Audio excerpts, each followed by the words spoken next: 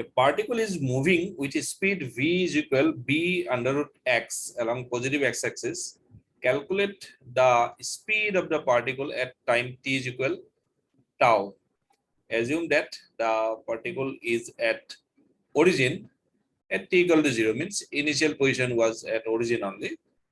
So here actually velocity as a function of x is given, and we have our aim is to convert velocity as a function of time. Okay, that is the main intention.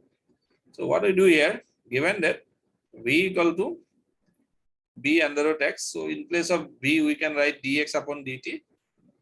So that is b under root x. So dx equal to what? V dx upon x, that will be equal to,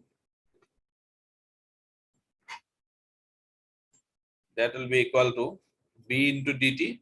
So if I integrate on both the side, so b is constant, so it can be taken out of integration.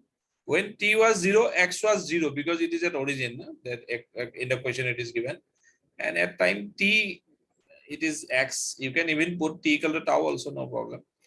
And it is integration of 1 upon root x dx is 2 root x only. Okay, and that is nothing but bt also after putting all the limit.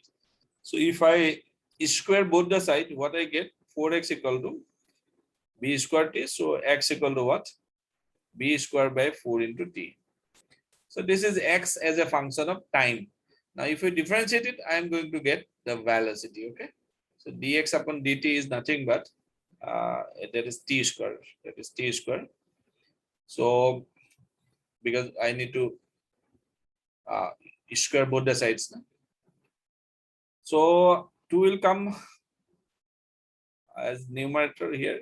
Okay, b square by 4, that is t. Well, so this is nothing but velocity only. So b square t upon 4. T can be written as tau also because t equal to tau only. 4. 4 means 2 because that can be cut. So b square tau upon 2.